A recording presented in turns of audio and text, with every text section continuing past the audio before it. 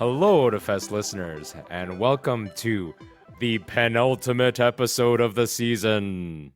There's only two of us. Oh my god! That's one less than the ultimate episode. Exactly, just like there's one less of us here today. It's me, Jay, and Angelo is with me, and that is all. Oh my god, does that mean the last episode is literally just going to be one person? Are we secretly It's just a taking each monologue. participant out? It's just a monologue. The true last episode will be nothing but silence. There isn't what do you call it? Isn't there a YouTube video of that where it's like 14 hours of silence? I'm pretty damn sure there is. I wouldn't be surprised if that was the case. I feel like that's something that should exist, but I don't know why. I believe it's actually like a copyrighted work, or at least it used to be, because copyright does run out sometime. Thank you, Disney. Or rather, no thanks to Disney. But I believe it is like some sort of performance work, technically speaking. Very technically speaking. Where, yeah, it's just silence. So... Oh my god. I guess we shouldn't be infringing on copyright. So I guess that means we'll continue We'll have to to deliver talk. Yeah. our dulcet tones to you, the listener. Hello, my dulcet tones. My dulcet toes. Mm-hmm. But as I said, this is the second last episode of the season. Thank you so much to all of those who listened throughout the season. Hopefully we've been able to entertain you at least an hour a week. I think next we episode, have. Yeah, next episode we'll I be think we've covering our accomplished. anime reviews from last season and previewing summer anime for the next season while we're away. Let's go. Okay. But yeah, what you been up to? I have finally started feeling better after being deathly ill. Mm-hmm. Deathly ill, which we covered last week, so I won't recap too much. But if I remember right, we recorded last Friday, or was it Saturday? And then by Monday, I woke up and I was like, I feel very good. I feel almost normal. And then Tuesday came around and I was completely back to normal. It felt very good. That's good. I'm still coughing. I still have like a very occasional cough, like one every like 6 hours, you know? It feels more like the regular living sort of throat clearing cough than any kind of a COVID eruption of virus. Disease. Exactly. That's good. So I'm feeling much better. Hooray for us. Which is nice because that means that I can finally start doing this thing that Dio and I have been intending to do for about half a year now. They're having babies. Oh, good. Good Lord, no. Good, don't even. Shinzo Abe will not get his way with us.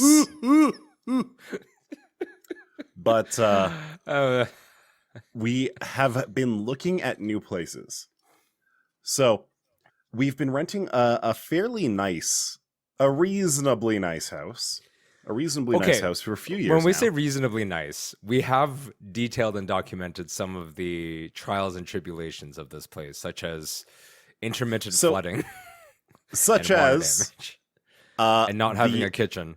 So kitchen being out for half a year, such as the roof leaking last winter, flooding our storage room, ruining a bunch of stuff.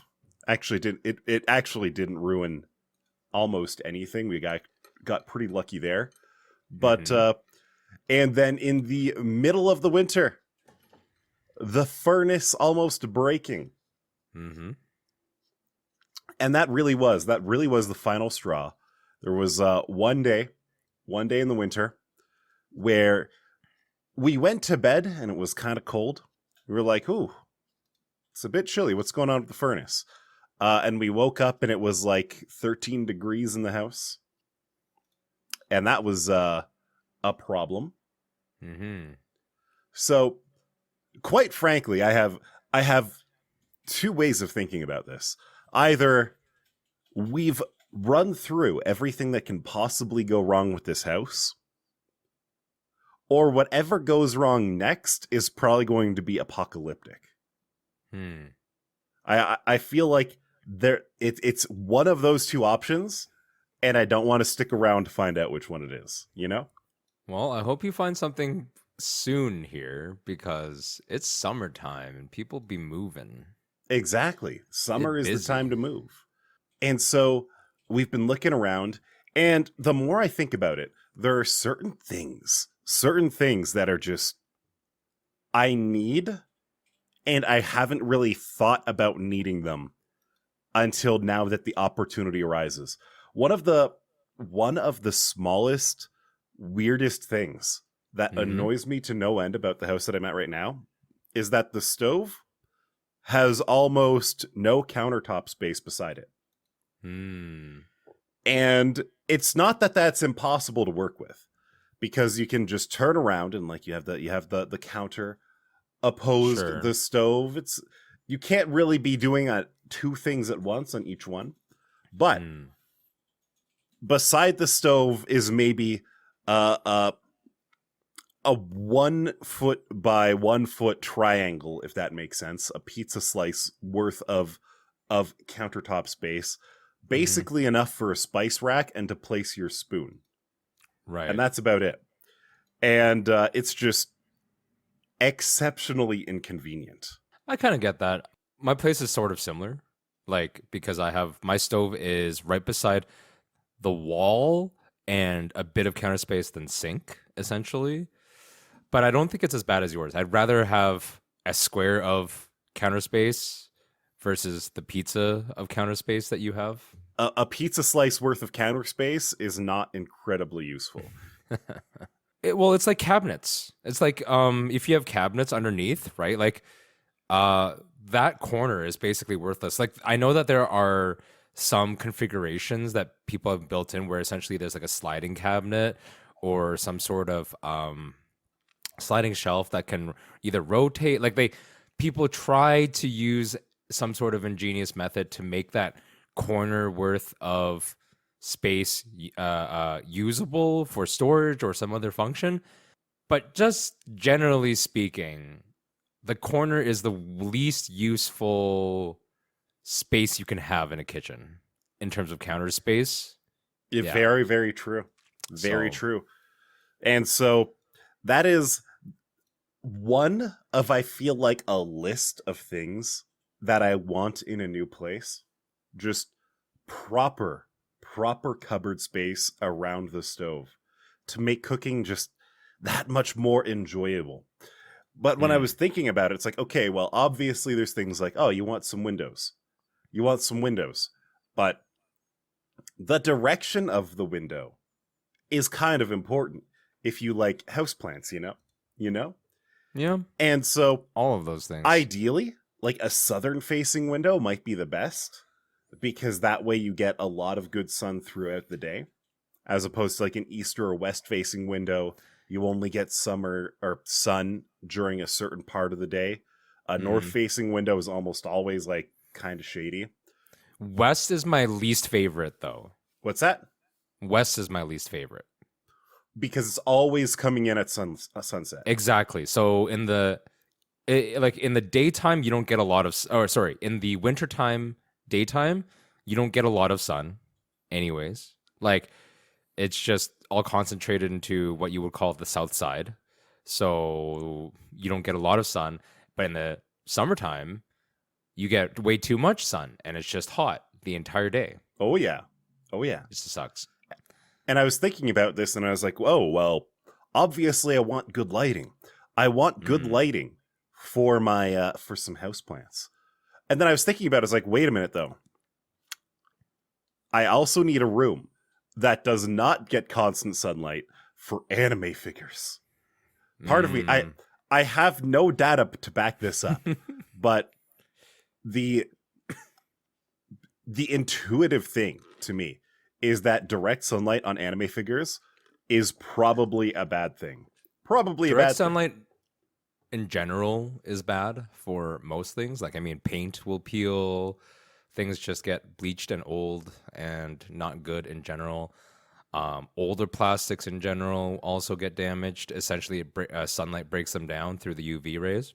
And I want my plastic waifus to be bright and colorful for the rest of my life. I'll be honest, if I didn't know any better, I would say that the best storage for like figurines would be a walk-in freezer. That's my guess. I didn't even think about that, but that actually sounds pretty good. That's probably more true than not if I had to really put an educational guess into it. Here's the plan. Clearly, I need a place with a nice kitchen, a walk-in freezer, or maybe even a wine cooler. But just buy a restaurant. Wall of the freezer or wine cooler just becomes like the anime figure wall. Just live in a restaurant. I go in there on like a hot summer day to cool down and enjoy the moe. So I totally get all the things you're saying. And you're currently starting the process, which is like still kind of fun, but there's like a little bit of stress attached to it. Now, I can say that like with a certain amount of certainty that I think the most fun time when you're looking at properties is actually when you're not needing to. It's just looking at properties for fun. So like, you know, for example, on Zillow, there's just like a whole wide amount of properties, mostly in the US, but there like you get a lot of crazy stuff, like normal looking houses with crazy interiors or super rich people places or whatever it might be. Yes. And I know exactly what you're talking about. You know, because we're both talking rental market in Calgary, I've looked at a lot of listings in Calgary. Some of them are just like for fun, like they're like temporary ones, as in like not year-long rentals or whatever it might be. But there are some pretty crazy ones in Calgary. Ones where I feel like there's demonic energy and pure like literally it deals psychic damage to me. Type places in Calgary that I've seen up for rent. One place that Dio will not stop talking about is what she has affectionately dubbed the ScoobyDoo House. And so I've heard about it, but I haven't excuse me, I haven't actually seen it. You know that one visual gag in Scooby-Doo, but I mean a lot of other old media as well, where there's like a hallway with 6 or 7 or 5,000 doors. Right, and they like enter and exit through a bunch of them, and it's like what's that one classic piece of music that they play? Yakety Sax. That's the Benny it. Hill music. Thank you. Yes. Yeah. Exactly. I got you. The first picture in the album. Listing? I might have it somewhere deep in the DMs with Dio. It would be almost impossible to find, though. Oh. But imagine a house that has like dated 1960s wood paneling. Sure. For every single fixture in the house. I mean, that's the way they do. So like the walls, the molding, everything. And then they have a bunch of mismatched doors. Yep. Mismatched doors, poorly lit, dimly lit.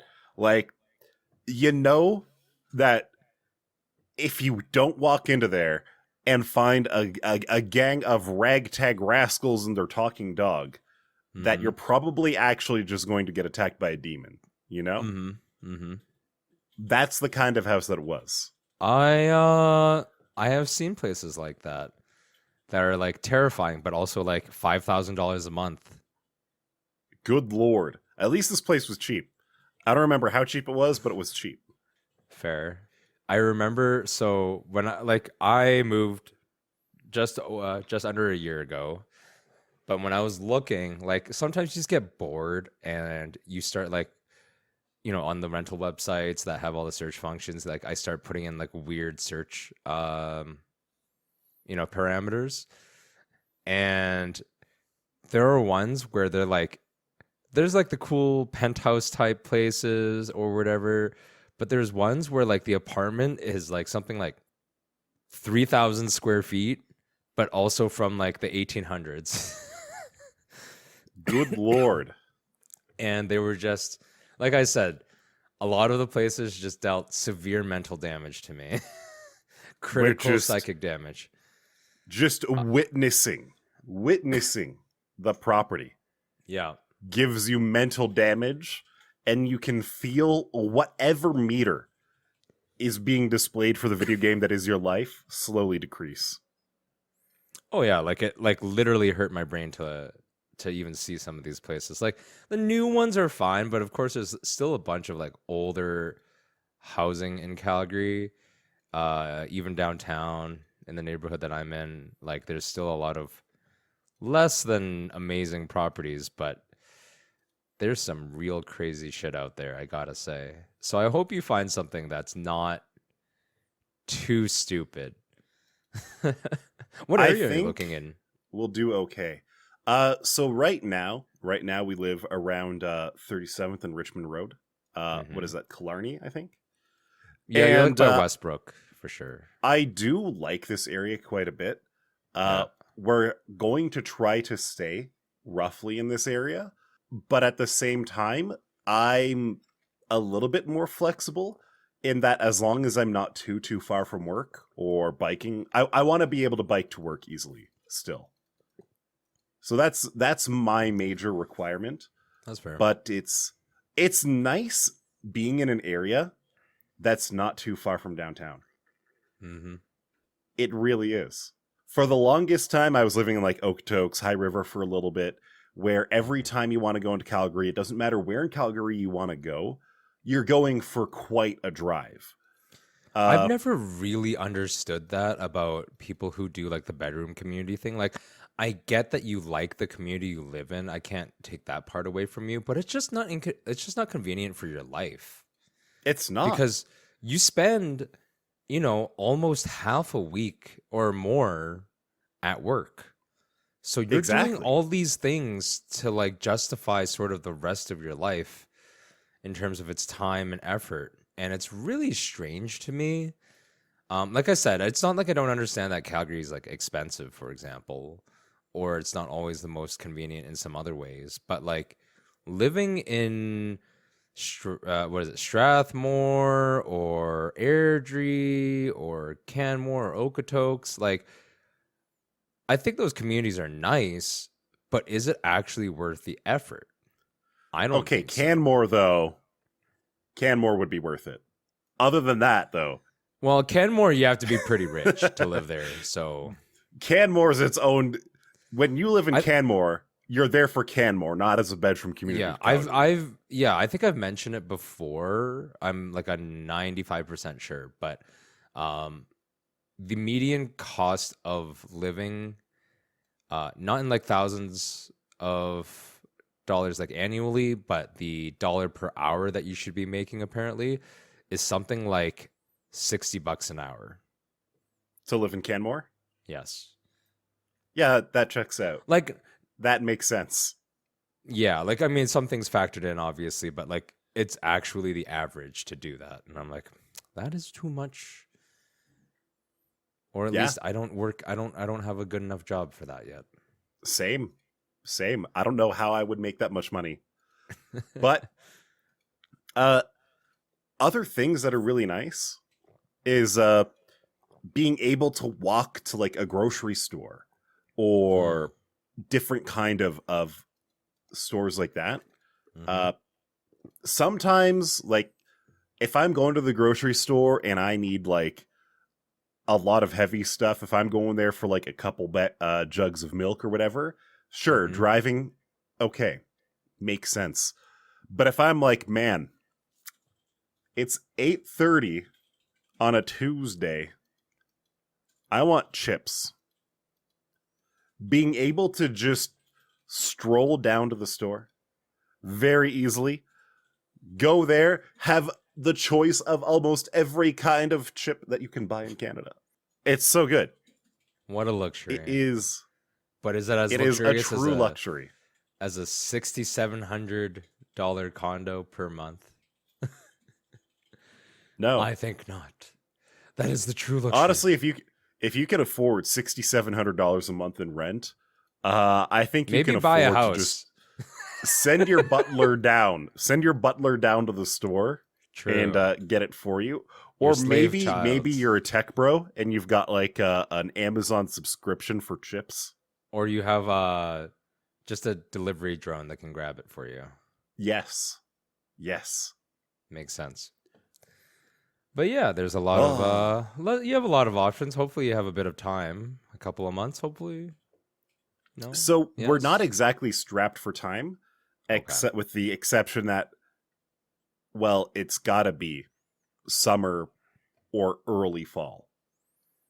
Okay. So it's like this season, if you will. This summer. We don't want to spend another winter in this house. It's not happening. It's the risk. Well, It I is. hope, like you said, you should be able to find something. Just a matter of exactly where. But even if it's not the exact community you're in now, there's a lot of downtown adjacent communities. So I'm sure you will find what works for you. Exactly. Mhm. Exactly.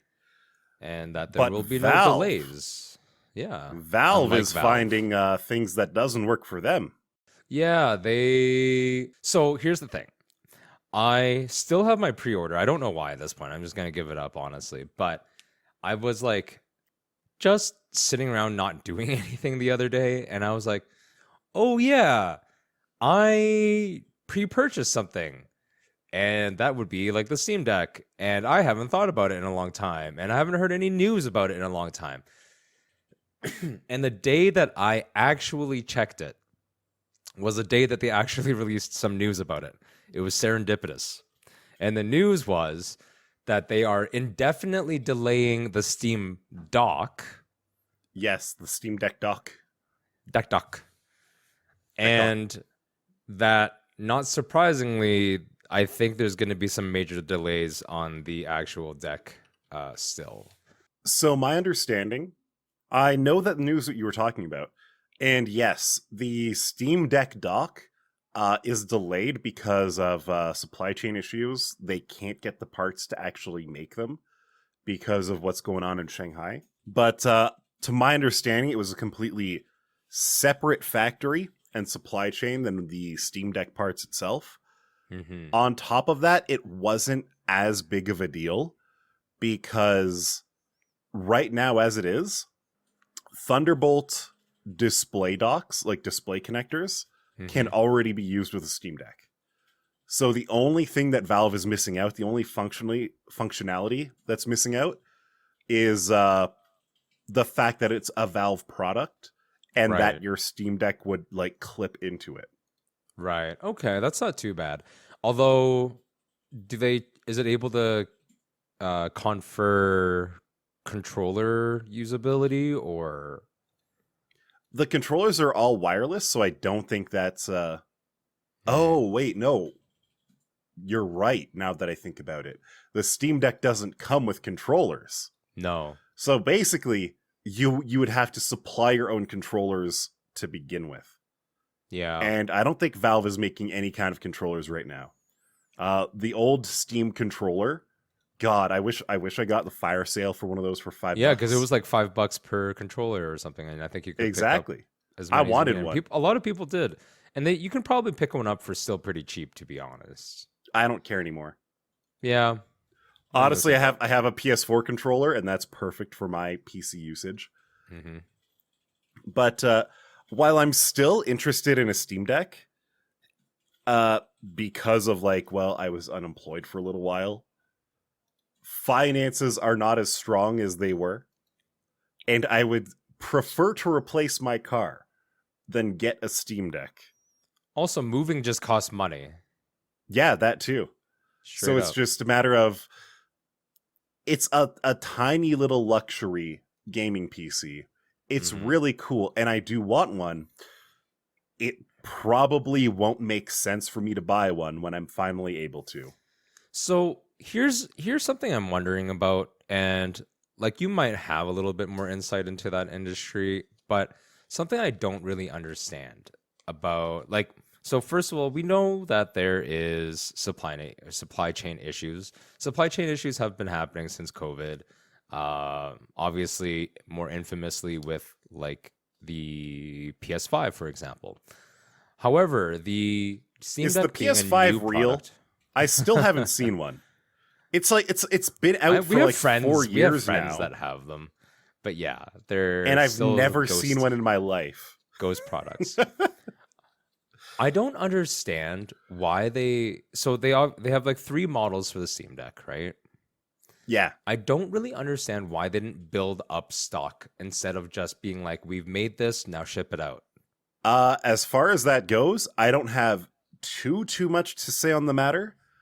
I think the issue was that, on one hand, Valve legitimately did not know how much demand there would be until they put up like the reserves, right? That's both like not entirely true, and like I just can't really believe that as a matter of fact. If that like, But it's not like they didn't the do any only- market research, for example. It's not like they thought they were just going to put out a dud product. You know You're what I right. mean? They knew that there would be a demand for the Steam Deck. I just don't think that they didn't know how much demand there would be, how much people actually wanted something like that. Whereas that's actually been kind of a running theme for the last couple years with a lot of products. It doesn't matter what company is doing what, it seems. They can't make enough for the demand. Back at the beginning of the pandemic, when Animal Crossing came out, you couldn't buy a Switch. Like, a Nintendo Switch was unobtainium. It was not possible to get. But that was just because of actual popularity. They actually built a stock of them and they sold out of that stock. Whereas it feels like with the Steam Deck management, product management, or stock management, it just feels like they're almost making them on demand, is what it feels like, which is not a good model for a mass production. Oh, you're right. Piece of hardware. You're absolutely right. But even things like graphics cards, for example, they couldn't meet demand there. No company could. So I think it really is that the supply chain is legitimately that limited. There was not enough fab space for all of the chips that were being made for Valve to maybe get the custom AMD chips that they're using, because they do have a custom AMD APU in the Steam Deck. It's not and I know that there's off the shelf. I know there's like major bottlenecks with certain types of technology or certain pieces of hardware, so it's not like I'm unaware of some of the logistics here, but it still feels like, I guess the way I could put it is, nobody, like, they could have announced the product and like built, I don't know, 2 million systems over a period of the next like 2.5 years or some kind of thing, and then released it, as opposed to, we'll make 100,000 and sell those, and try to make another 100,000 and sell those. You know what I mean? I know what you mean. And the business part of my brain is saying that's bad for cash flow. You don't want to build like even 100,000 of them and sit on them for a year. You want them to be out the door immediately. That's saying one thing for like other companies. If any but company Steam could is do not it, a company. Valve could do it. Exactly. Valve and Nintendo is one of the richest gaming companies out there. Yes. There's like a few companies in the world when it comes to gaming that literally like print money, and Valve is one of them. So I don't know if you can really argue that. Like, Valve isn't a publicly traded company. It is a private company. Also true. Gaben owns it, meaning that all us plebs on the outside, we don't get to see their financial statements. While he just sleeps upon a mountain of If they end up spending every extra dollar that they have hoarding Steam Deck hardware, nobody outside the company would realistically know. That's fake. People and they would find wouldn't be out. affected either. But like they don't have shareholders that they need to answer to in that regard. they don't have shareholders. So If they did that's that, what's people weird. would just That's be able what's to like weird. scratch their chin and be like, what's Valve doing here? Mm-hmm. They wouldn't be like, oh, Gaben, what are you doing to my company? Mm-hmm. They didn't bankrupt because they didn't make the Half-Life 3 or any of the other games that they could make into a trilogy. They have nobody to answer But to. I really do think that's what's going on. Like you're saying, that they basically are almost building them to order. They are building out very small batches. They are emailing people immediately and being like, artisanal. You wanted a thing. Do you still want the thing? Crafted gaming Buy consoles. it right now. Yeah. If you don't buy it right now, we're emailing the next person on the list. And I could have gotten an extra 3090. You could have. Yeah. I was going to look that up. Actually, GPU prices have really come down right now. And it's tempting. To get a 3090 Ti? Yeah, I know. Hell no. Literally worth more than my car, even right now. But I was looking it up, and I was thinking, I could get a 3060 Ti or a 3070. They're $500 off right now at Memory Express. But again, moving costs coming up. Bank account cleared out from unemployment. I can't justify it. And on top of that, I was looking at it. They have about 20-30% better performance on my Vega 64. So if I were to replace my Vega 64 right now, I actually would need to buy the high end of either AMD or NVIDIA to make it worth it. I would need like at least a 3080 or a 6800 from AMD. And even those are still like $1,200, $1,300. I can't justify that. I want it, but I don't need it. Honestly, most people can't. I say that because I'm one of those people. You look down upon us.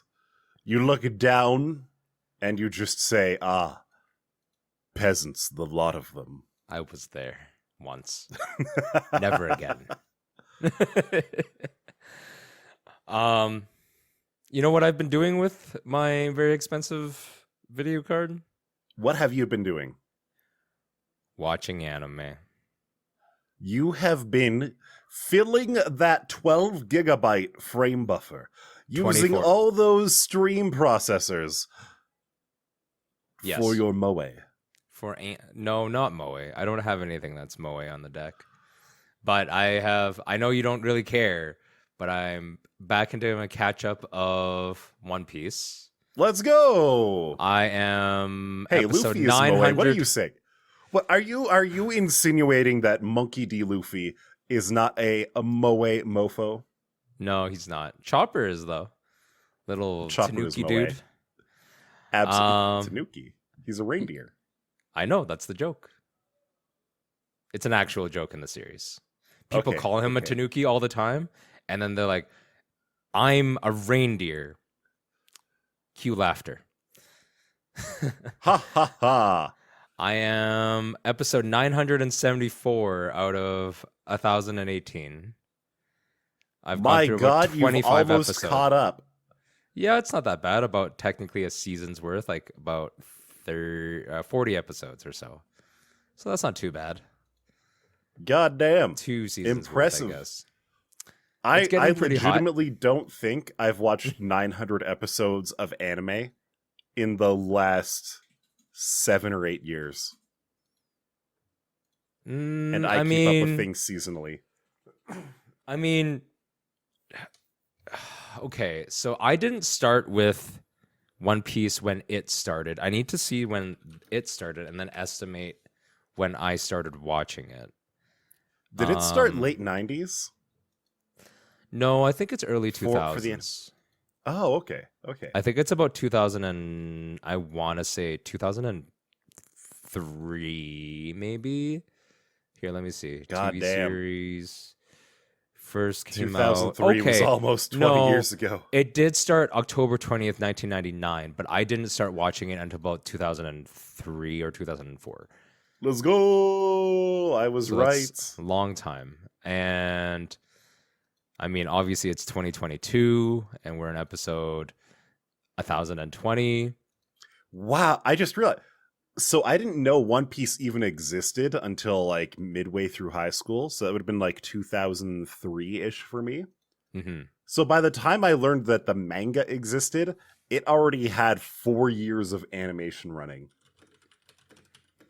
And I didn't even realize there was an anime until the 4Kids version of it. Yo ho ho, he took a bite of gum gum. Yeah, pretty sounds pretty right. I have a lot of things that I want to kind of just watch, finish, and then I'll banish myself to the land of non-anime again for another like 4 years. Are there any other series that you're watching right now? I haven't started yet because my focus is on One Piece for good reason. You know what? I want to make when sure you've got to get that many right. episodes ahead of you, yeah, it's good to focus all on one. Yeah, but what awakened this in you? Did Otafest perchance no reignite your love of anime?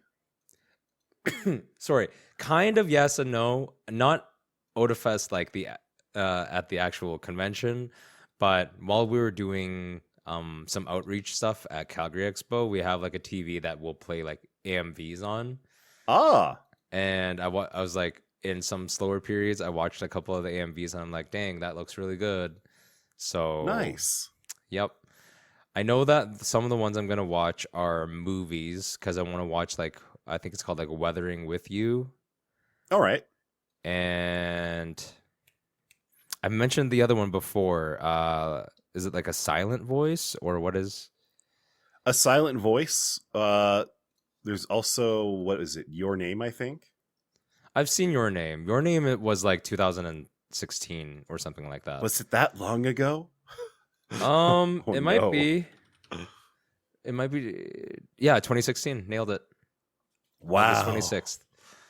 I still haven't watched that one, even though it's like supposedly one of the best anime movies ever. It's pretty good, but I mean, I don't know if it's really your preferred genre because it's definitely like, it's a little bit of fantasy in mostly a slice of life. And it's not that I don't mind that. It's not that I can't enjoy that. But you're right that it's not really your number my one genre. bag, and I don't usually go out of my way for it, which is why I still haven't seen it. I think that's basically the same thing that is, what is it, Anohana? I don't know if you've... I've heard of Anohana. I might watch it. I know it's probably in my wheelhouse. I just don't know if I can... And again, I don't know if I like, can... I hear it hurts, and I don't know if exactly. I'll hurt for a movie, but I don't want to hurt for a season. I've heard nothing but good things about Anohana, but again, it's just like, you know what? Maybe if they got hit by a truck and went to another world, where's the Anohana in another world? I'm mostly skipping out on isekais.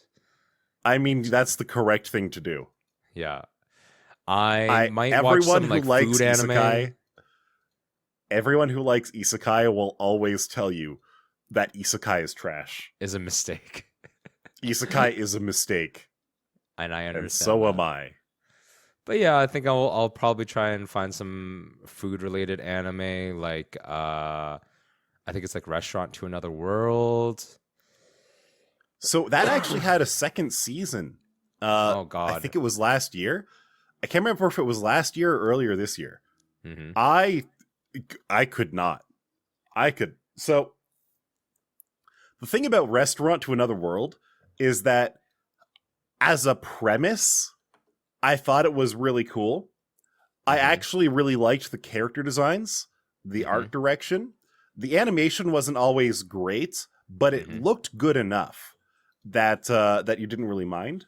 The dialogue, the story, just was so mind-numbingly boring usually. I really hate to say this. Like, Restaurant to Another World is a great anime to have on like a second monitor. something that you're not actively paying attention to, something that just takes up your peripheral vision. Mm-hmm. What I'm missing that I would probably like to watch, and the closest I can think of is maybe like an Agretsuko sort of show. I kind of want like an Azumanga type show to watch. I'll probably, like, again, not really related. I'll probably watch Cells at Work Black. And I need to pick that back up because I did enjoy it, but I only watched like 3 episodes. But yeah, I just can't think of a like just pure like not slice of life, like comedy kind of show that Azumanga is. Have you seen Nichijou? I've heard about Nichijou. I think I tried to watch it years ago because Nichijou is like 10 years old now at this point. It's really old at this point. Yeah. Like, but it's like I tried to watch it a little bit. It's just that I think I didn't really vibe with like the first couple of episodes. And I know there's some like it's got moments, but I'm hoping for a show that does better than just moments. Then I have one other show for you, but it's also pretty old. I don't mind the age of Daily it. Lives. I just want to watch Daily Lives of High School Boys. I can't remember if it came out a year before or after Nichijou. Of High School Boys? The Japanese, the Danshi Kokose Japanese no Nichijou. title. Dansai Kokose no Nichijou. Oh! God, I loved that show. That one.